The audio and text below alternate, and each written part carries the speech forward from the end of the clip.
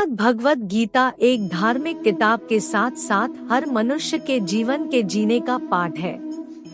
भगवत गीता को पढ़कर हम हमारे जीवन को आसान तरीके से समझ सकते हैं।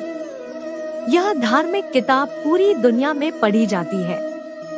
भगवान श्री कृष्ण द्वारा गीता में बताई गई बातें हमारे मन को शुद्ध कर देती है। इसको पढ़ने से हमें उत्साह मिलता है। श्री कृष्ण कहते हैं, जिसने मन को जीत लिया है उसने पहले ही परमात्मा को प्राप्त कर लिया है, क्योंकि उसने शांति प्राप्त कर ली है। ऐसे मनुष्य के लिए सुख दुख, सर्दी गर्मी और मान अपमान एक से है। जो दान कर्तव्य समझकर बिना किसी संकोच के किसी जरूरतमंद व्यक्ति को दिया जाए, वह सात्विक माना जाता है। ईश्वर, ब्राह्मणों, गुरु, माता पिता जैसे गुरुजनों की पूजा करना तथा पवित्रता, सरलता, ब्रह्मचर्य और अहिंसा ही शारीरिक तपस्या है। भगवत गीता के अनुसार नरक के 3 द्वार होते हैं: वासना, क्रोध और लालच। हे अर्जुन, परमेश्वर प्रत्येक जीव के हृदय में स्थित है। हे अर्जुन, जो बहुत खाता है या कम खाता है, जो ज्यादा सोता है या कम सोता है, वह कभी भी योगी नहीं बन सकता। जो मुझे सब जगह देखता है और सब कुछ मुझ में देखता है, उसके लिए न तो मैं कभी अदृश्य होता हूँ और न वह मेरे लिए अदृश्य होता है। मैं हर जीव के हृदय में परमात्मा स्वरूप स्थित हूँ। जैसे ही कोई किसी देवता की पूजा करने की इच्छा करता है, मैं उसकी श्रद्धा को स्थिर करता हूँ, जिससे वह उसी विशेष देवता की भक्ति कर सके। जो महापुरुष मन की सब इच्छाओं को त्याग देता है और अपने आप ही में प्रसन्न रहता है, उसको निश्चल बुद्धि कहते हैं। जो होने वाला है वो होकर रहता है, और जो नहीं होने वाला वह कभी नहीं होता। ऐसा निश्चय जिनकी बुद्धि में होता है, उन्हें चिंता कभी नहीं सताती। कोई भी इंसान जन्म से नहीं, बल्कि अपने कर्म से महान बनता है। मानव कल्याण ही भागवत गीता का प्रमुख उद्देश्य है। इसलिए मनुष्य को अपने कर्तव्यों का पालन करते समय मानव कल्याण को प्राथमिकता देनी चाहिए। मनुष्य को जीवन की चुनौतियों से भागना नहीं चाहिए और न ही भाग्य और ईश्वर को इच्छा जैसे बहानों का प्रयोग करना चाहिए। हे अर्जुन, मन अशांत है और इसे नियंत्रित करना कठिन है, लेकिन अभ्यास से इसे वश में किया जा सकता है। समय से पहले और भाग्य से अधिक कभी किसी को कुछ नहीं मिलता है। समय से पहले और भाग्य से अधिक कभी किसी को कुछ नहीं मिलता है। आप कितने भी अच्छे कर्म कर लो, लेकिन समाज आपके बुरे कार्यों को ही सदैव याद रखता है। इसलिए लोग क्या कहेंगे यह सोचने से बेहतर है कि आप अपना कर्म करें।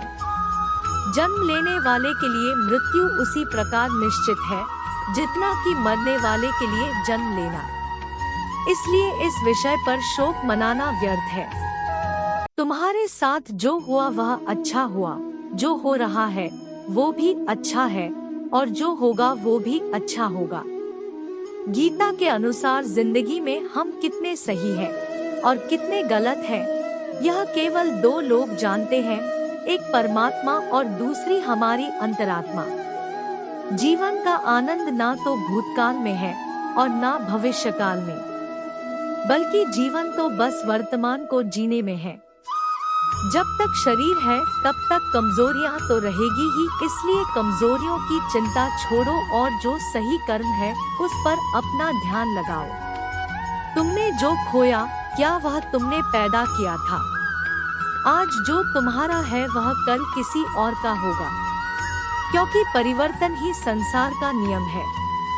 किसी का अच्छा ना कर सको तो बुरा भी मत करना, क्योंकि दुनिया कमजोर है लेकिन दुनिया बनाने वाला नहीं। यदि कोई व्यक्ति विश्वास के साथ इच्छित वस्तु को लेकर नित्य चिंतन करता है, तो वह जो चाहे वह बन सकता है। सच्चा धर्म यह है कि जिन बातों को इंसान अपने लिए अच्छा नहीं समझता उन्हें दूसरों के लिए भी प्रयोग ना करे। कोई भी व्यक्ति अपने विश्वास से बनता है। वह जैसा विश्वास करता है उसी अनुरूप बन जाता है।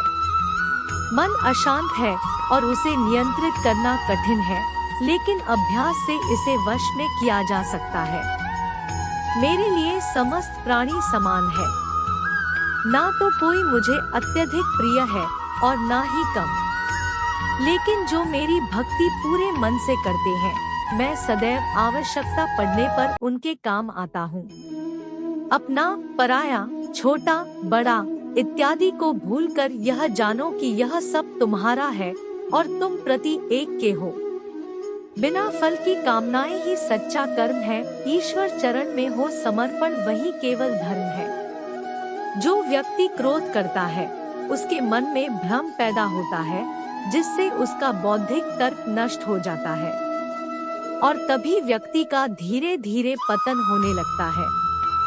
गीता में लिखा है, जब इंसान की जरूरत बदल जाती है तब इंसान के बात करने का तरीका बदल जाता है। इस संपूर्ण संसार में अपकीर्ति मृत्यु से भी अधिक खराब होती है।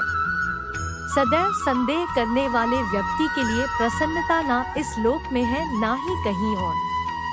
मन की शांति से बढ़कर इस संसार में कोई भी संपत्ति नहीं है। जो मनुष्य फल की इच्छा का त्याग करके केवल कर्म पर ध्यान देता है, वह अवश्य ही जीवन में सफल होता है। कोई भी इंसान जन्म से नहीं बल्कि अपने कर्मों से महान बनता है।